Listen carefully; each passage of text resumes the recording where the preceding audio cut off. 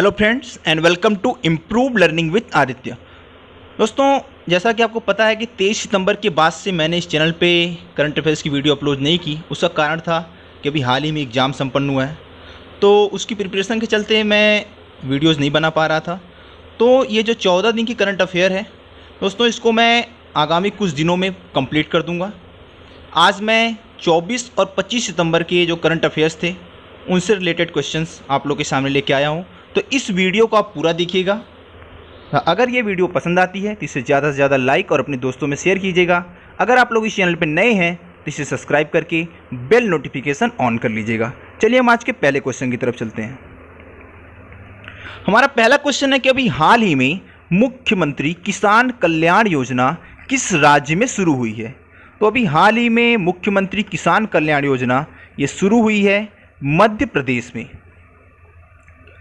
चलिए हम इस योजना के बारे में थोड़ा सा देख लेते हैं। तो यह योजना के तहत क्या होगा कि किसानों को 2 किस्तों में 2-2 हज़ार रुपये 2 बार मिलेंगे और सीएम ने इसके शुभारंभ के साथ ही किसानों के खाते में यह राशि सरकार की ओर से दी जाएगी। जैसे आपको पता है कि फ़िलहाल जो है वो 2 किस्तों में 3-3 हज़ार करके 6 हज़ार रुपये सरकार जो है कृषकों के खाते में डालती है। तो जो मध्य प्रदेश गवर्नमेंट है वो 2 किस्तों में 2-2 हज़ार रुपये एक्स्ट्रा डालेगी। इस तरह से कुल 10 हज़ार रुपये उन्हें सम्मान निधि प्राप्त होगी और इसका लाभ लगभग 77 लाख किसान जो हैं वो प्राप्त करेंगे मध्य प्रदेश के। अब बात करते हैं मध्य प्रदेश की। तो मध्य प्रदेश की कैपिटल है भोपाल। मुख्यमंत्री हैं शिवराज सिंह चौहान। राज्यपाल हैं आनंदीबेन पटेल। विधानसभा में कुल सीटें हैं 231। राज्यसभा में कुल सीटें हैं 11।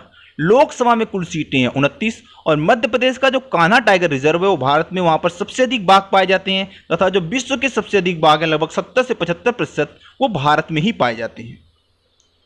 2000 से पहले तक मध्य प्रदेश जो था वो क्षेत्रफल के आधार पर भारत का सबसे बड़ा राज्य हुआ करता था, लेकिन छत्तीसगढ़ जब उससे अलग हुआ तो अब क्षेत्रफल के आधार पर भारत का सबसे बड़ा जो राज्य है वो है राजस्थान, लेकिन उसका अधिकतर जो क्षेत्रफल है वो थार के मरुस्थल से घिरा हुआ है। हमारा अगला क्वेश्चन है कि अभी हाल ही में अंतर्राष्ट्रीय सांस्कृतिक भाषा दिवस कब मनाया गया है। तो अभी हाल ही में 23 सितंबर को ये अंतर्राष्ट्रीय सांकेतिक भाषा दिवस मनाया गया है। अब ये अंतर्राष्ट्रीय सांकेतिक भाषा दिवस क्या है तो इसके बारे में आपको थोड़ा सा बता देता हूँ। तो क्या होगा कि जो सांकेतिक भाषा है अर्थात साइन लैंग्वेज है उसके बारे में लोगों के अंदर जागरूकता फैलाने के लिए तथा सांकेतिक भाषाओं की स्थिति को और अधिक मजबूत बनाने के लिए हर साल 23 सितंबर को यह अंतर्राष्ट्रीय सांकेतिक भाषा दिवस मनाया जाता है। अर्थात जो लोग बोलने में असमर्थ होते हैं वो साइन लैंग्वेज का प्रयोग करते हैं, तो इसके लिए लोगों के अंदर जागरूकता बढ़ाने के लिए ये दिवस मनाया जाता है। हमारा अगला क्वेश्चन है कि अभी हाल ही में प्रधानमंत्री नरेंद्र मोदी ने किस राज्य में घर तक फाइबर योजना का शुभारंभ किया है। तो अभी हाल ही में नरेंद्र मोदी जी ने बिहार में घर तक फाइबर योजना का शुभारंभ किया था। इस योजना के बारे में देख लेते हैं। तो इस योजना को घर तक फाइबर योजना के तहत इलेक्ट्रॉनिक्स और सूचना प्रौद्योगिकी मंत्रालय द्वारा क्रियान्वित किया जाना है। यह परियोजना राज्य के 45,945 गांवों को जोड़ेगी और इस प्रकार जो है डिजिटल क्रांति को बिहार के कोने कोने तक पहुंचाएगी। अब बात करते हैं हमें बिहार की। तो बिहार की कैपिटल है पटना। मुख्यमंत्री हैं नीतीश कुमार। राज्यपाल हैं फागू चौहान। विधान परिषद में कुल सीटें हैं 75। विधानसभा में कुल सीटें हैं 243। राज्यसभा में कुल सीटें हैं 16 और लोकसभा में कुल सीटें हैं 40 और साक्षरता दर अभी बिहार की उसमें थोड़ी बहुत इंप्रूवमेंट हुई है और 70.9% के आसपास पहुंच गया है। इसके पहले जो 2011 की जनगणना हुई थी उसके हिसाब से ये 66 पॉइंट समथिंग था। हमारा अगला क्वेश्चन है कि अभी हाल ही में प्रधानमंत्री जन आरोग्य योजना की दूसरी वर्षगांठ के अवसर पर आरोग्य मंथन 2.0 की अध्यक्षता किसने की है। तो ये जो पिक्चर में दिखाई दे रहे हैं ये है हमारे स्वास्थ्य मंत्री डॉक्टर हर्षवर्धन और उन्होंने ही अभी जो जन आरोग्य योजना है उसकी दूसरी वर्षगांठ पर जो आरोग्य मंथन 2.0 हुआ था उसकी अध्यक्षता इन्होंने की है। हमारा अगला क्वेश्चन है कि अभी हाल ही में किस राज्य में पहले बायोमेडिकल पार्क की स्थापना की घोषणा की गई है। तो अभी हाल ही में केरल में पहले बायोमेडिकल पार्क की स्थापना की घोषणा की गई है। तो चलिए हम पहले केरल के बारे में देख लेते हैं। तो केरल की कैपिटल है तिरुवनंतपुरम। मुख्यमंत्री हैं पिनरई विजयन, राज्यपाल हैं आरिफ मोहम्मद खान, और साक्षरता दर ये जो है ये 2011 की जनगणना के अनुसार 93.91 थी। अभी जो हाल ही में साक्षरता दर की जो गणना हुई है उसमें ये 96% के साथ पहले स्थान पर है। उसके बाद जो वो दिल्ली का नंबर है। शांत घाटी तथा पेरियार वन्य जीव अभ्यारण्य भी केरला में ही है।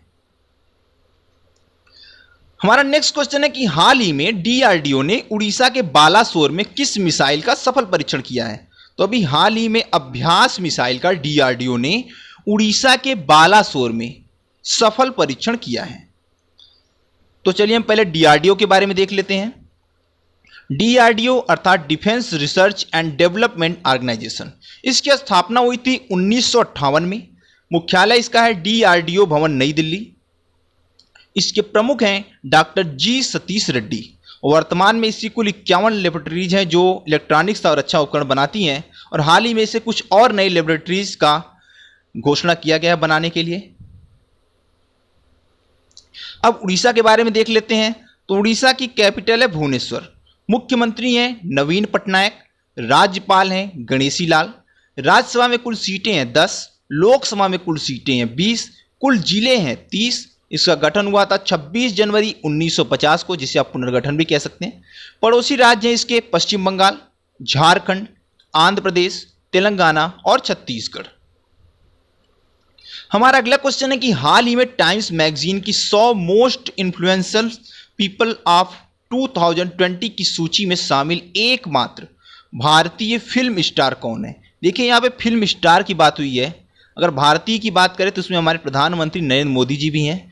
इन्हें चौथी बार इस टाइम्स मैगजीन की 100 मोस्ट इन्फ्लुएंशियल पीपल की सूची में शामिल किया गया है। तो इस बार जो भारतीय फिल्म स्टार शामिल हुए हैं वो है आयुष्मान खुराना। ये एकमात्र फिल्म स्टार है जो इस सूची में है। अब टाइम्स मैगजीन के बारे में देख लेते हैं। तो इसका संपादन जो सबसे पहले हुआ था वो 3 मार्च 1923 को हुआ था। इसके प्रबंध संपादक हैं नैन्सी गिब्स, और इसका हेडक्वार्टर है न्यूयॉर्क, अमेरिका में। हमारा अगला क्वेश्चन है कि हाल ही में आरबीआई द्वारा पीएमसी बैंक का नया प्रशासक किसे नियुक्त किया गया है? तो पीएमसी बैंक अर्थात Punjab and Maharashtra cooperative bank, तो अभी हाल ही में एके दीक्षित को इस पीएमसी बैंक का नया प्रशासक नियुक्त किया गया है, और ये जेबी भोरिया की जगह लेंगे। अब बात करते हैं पीएमसी बैंक की। तो इसकी स्थापना हुई थी 1984 में। इसका हेडक्वार्टर है मुंबई, महाराष्ट्र में। अब हम आरबीआई के बारे में देख लेते हैं। तो आरबीआई की स्थापना हुई थी 1 अप्रैल 1935 को। गवर्नर इसके हैं शक्तिकांत दास जो कि 25वें गवर्नर हैं। 24वें गवर्नर जो थे वो उर्जित पटेल थे, और 23वें गवर्नर थे रघुराम राजन। इसका हेडक्वार्टर है मुंबई, महाराष्ट्र में। यह भारत का केंद्रीय बैंक है और यह भारत के सभी बैंकों का संचालक है। रिजर्व बैंक जो है वो भारत की इकोनॉमी को भी कंट्रोल करता है।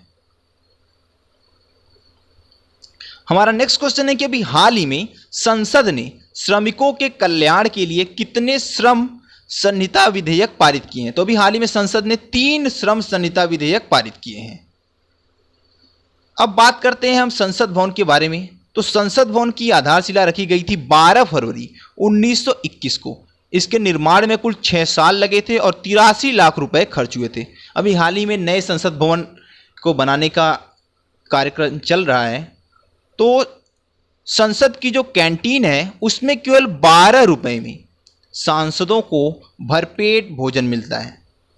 संसद की लाइब्रेरी जो है वो देश की दूसरी बड़ी लाइब्रेरी है, और पहली जो नेशनल लाइब्रेरी है वो कोलकाता में है। संसद की लाइब्रेरी में भारत के संविधान की हिंदी और अंग्रेजी में हस्तलिखित प्रतिलिपि नाइट्रोजन गैस से भरे चैम्बर में सुरक्षित रखी गई है। संसद भवन की जो गोलाकार संरचना यह दर्शाती है कि यह सत्ता हमेशा बनी रहेगी, कभी खत्म नहीं होगी। यह निरंतरता की प्रतीक है। आप देखेंगे जो संसद भवन है वो गोलाकार है, वो इसी को दर्शाता है। संसद की जो फर्स्ट फ्लोर की बालकनी है उसमें कुल 144 पिलर हैं।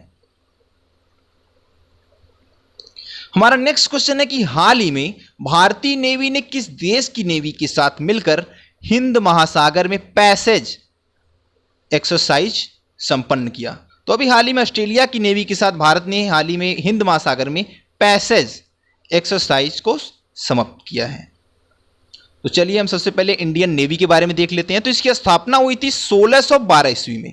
कुल सैनिक है 67,228। आदर्श वाक्य है सम नो वरुणा। युद्ध में मार्च वाक्य है जय भारती। नौसेना दिवस हर साल मनाया जाता है 4 दिसंबर को। और नौसेना प्रमुख है हमारे एडमिरल करमबीर सिंह। अब ऑस्ट्रेलिया के बारे में देख लेते हैं। तो ऑस्ट्रेलिया की कैपिटल है कैनबरा। प्रधानमंत्री हैं स्कॉट मॉरिसन। करेंसी है ऑस्ट्रेलियाई डॉलर। और यह दुनिया का सबसे छोटा महाद्वीप है तथा सबसे बड़ा द्वीप है, जो कि हिंद महासागर तथा प्रशांत महासागर से घिरा हुआ है। यह देश जो है दक्षिणी गोलार्ध में स्थित है और यहाँ की कुल पॉपुलेशन है 2.5 करोड़। और इतना ही जो पॉपुलेशन है, इसको भारतीय रेलवे प्रतिदिन इतने यात्रियों को एक स्थान से दूसरे स्थान तक पहुंचाती है। इसे खेलों का भी देश कहते हैं, क्योंकि यहाँ पर 70 से 75% जो जनसंख्या है वो किसी न किसी खेल में जुड़ी हुई है। हमारा अगला क्वेश्चन है कि हाल ही में DRDO द्वारा MBT अर्जुन से लेजर गाइडेड टैंक रोधी मिसाइल का सफलतापूर्वक परीक्षण कहाँ किया गया। तो अभी हाल ही में महाराष्ट्र के अहमदनगर में ये MBT अर्जुन से लेजर गाइडेड टैंक रोधी मिसाइल का सफलतापूर्वक परीक्षण किया गया है। अब महाराष्ट्र के बारे में देख लेते हैं। तो महाराष्ट्र की कैपिटल है मुंबई। मुख्यमंत्री हैं उद्धव ठाकरे। राज्यपाल है भगत सिंह कोश्यारी और इन्हें अभी गोवा का भी कार्यकारी राज्यपाल नियुक्त किया गया है। हमारा अगला क्वेश्चन है कि अभी हाल ही में कैबिनेट मंत्री सुरेश अंगड़ी का कोरोना वायरस से निधन हो गया। यह किस विभाग में मंत्री थे। तो ये रेल राज्य मंत्रालय में मंत्री थे और इनका अभी हाल ही में कोरोना वायरस की वजह से निधन हो गया है। अब इंडियन रेलवे के बारे में देख लेते हैं। तो यह भारत सरकार द्वारा नियंत्रित सार्वजनिक रेल सेवा है। इसकी कुल लंबाई अर्थात जितनी भी जो रेलवे पटरियां हैं उसकी कुल लंबाई है 67,415 किलोमीटर। भारतीय रेलवे रोजाना लगभग 2.5 करोड़ यात्रियों को उनके मंजिल तक पहुंचाती है। अभी मैंने आपको बताया इसकी स्थापना हुई थी 8 मई 1845 को। इसका राष्ट्रीयकरण हुआ 1951 को और इसका हेडक्वार्टर है नई दिल्ली में। केंद्रीय रेल मंत्री हैं पीयूष गोयल और अभी हाल ही में जो रेल राज्य मंत्री थे सुरेश अंगड़ी, इनका देहांत हो गया है। और रेलवे बोर्ड के अध्यक्ष हैं VK यादव। और पहली यात्री ट्रेन 1853 ईस्वी में मुंबई से ठाणे तक चली थी, जो लगभग 34 किलोमीटर की दूरी तय की थी। हमारा अगला क्वेश्चन है कि हाल ही में वर्ल्ड मैरीटाइम डे कब मनाया जाता है। तो अभी हाल ही में वर्ल्ड मैरीटाइम डे मनाया गया है 24 सितंबर को। अब ये 24 सितंबर को मनाया गया है तो इसका मतलब ये नहीं है कि हमेशा 24 सितंबर को ही मनाया जाएगा। इसके बारे में आपको बता दूं तो ये दिवस जो है हर साल सितंबर के लास्ट सप्ताह में मनाया जाता है। अब लास्ट सप्ताह के किसी भी दिन मनाया जा सकता है, तो इस बार इसे 24 सितंबर को मनाया गया है। इस बार की थीम है sustainable shipping for a sustainable planet. इसे इंटरनेशनल मैरीटाइम ऑर्गेनाइजेशन द्वारा मनाया जाता है। अगला क्वेश्चन हमारा कि हाल ही में किस राज्य के कृषि भवन को global architecture and design award से सम्मानित किया गया है। तो अभी हाल ही में उड़ीसा के जो कृषि भवन है उसको global architecture and design award से सम्मानित किया गया है। नेक्स्ट क्वेश्चन हमारा कि हाल ही में IPL में 100 मैच जीतने वाले एकमात्र भारतीय कप्तान कौन बने हैं। तो जो पिक्चर में दिखाई दे रहे हैं ये है महेंद्र सिंह धोनी और ये IPL में 100 मैच जीतने वाले पहले भारतीय कप्तान बने हैं। अब IPL से रिलेटेड कुछ महत्वपूर्ण बातें आपको बता देता हूं। तो IPL की स्थापना हुई थी 2007 में। BCCI के पूर्व सदस्य ललित मोदी ने की थी। यह दुनिया में सबसे अधिक प्रचलित क्रिकेट का खेल है और दुनिया के जो सभी खेल होते हैं उनमें यह 6ठे स्थान पर है, तो ये इसके लिए बहुत बड़ी बात है। वर्ष 2010 में इसका सीधा प्रसारण YouTube पर किया गया था, लेकिन अब इसे पेड कर दिया गया है और इसे डिज्नी हॉटस्टार पर दिखाया जाता है। इसके अलावा स्टार स्पोर्ट ने भी काफ़ी भारी रकम लगभग 16,000 करोड़ देकर के इसके प्रसारण का अधिकार खरीदा था। IPL की जो प्रथम विजेता टीम थी वो थी राजस्थान रॉयल्स। IPL का पहला शतक न्यूजीलैंड के ब्रैडन मैकुलम ने बनाया था 158 रन, और उसी के बाद से उन्होंने इस खेल को काफ़ी रोचक बना दिया। IPL के मैचों में सबसे ज़्यादा कैच सुरेश रैना लिए हैं। सबसे हाईएस्ट स्कोर क्रिस गेल का है जो कि लगभग 173 रन है। IPL में सबसे अधिक रन विराट कोहली ने बनाए हैं और सबसे पहले 5000 रन बनाने वाले भी विराट कोहली ही हैं। महेंद्र सिंह धोनी द्वारा प्रारंभ में जो चेन्नई सुपर किंग है वो स्टार्टिंग से ही उसके कप्तान रहे हैं, और आईपीएल के सबसे महंगे खिलाड़ी विराट कोहली हैं, जो हैं आईपीएल में सबसे ज़्यादा शतक भी बनाए हैं। इन्होंने 2016 में एक ही बार, उसके पहले इन्होंने कोई शतक नहीं बनाया था, लेकिन 2016 में एक ही साथ इन्होंने 5 शतक बनाए थे, जो कि सबसे अधिक है। आईपीएल में सबसे ज़्यादा डॉट बॉल फेंकने की बात करें तो वो डेल स्टेन के नाम है, जिन्होंने 212 डॉट बॉल फेंकी थी 2013 में, एक सत्र में, तो 212 डॉट बॉल। हमारा अगला क्वेश्चन है कि हाल ही में वॉइसेस ऑफ डिसेंट नामक पुस्तक किसके द्वारा लिखी गई थी। जो पिक्चर में दिखाई दे रही हैं ये हैं प्रसिद्ध इतिहासकार रोमिला थॉपर, और इन्होंने ये वॉइस ऑफ डिसेंट नामक पुस्तक लिखी है। हमारा अगला क्वेश्चन है कि हाल ही में गेमिंग कंपनी जेनी मैक्स का अधिग्रहण माइक्रोसॉफ्ट द्वारा कितने मिलियन डॉलर में किया गया। तो अभी हाल ही में $7.5 मिलियन में गेमिंग कंपनी जेनी मैक्स का अधिग्रहण माइक्रोसॉफ्ट ने कर लिया है। तो चलिए हम पहले माइक्रोसॉफ्ट के बारे में देखते हैं। तो इसकी स्थापना हुई थी 26 नवंबर 1976। इसके संस्थापक थे Bill Gates and Paul Allen.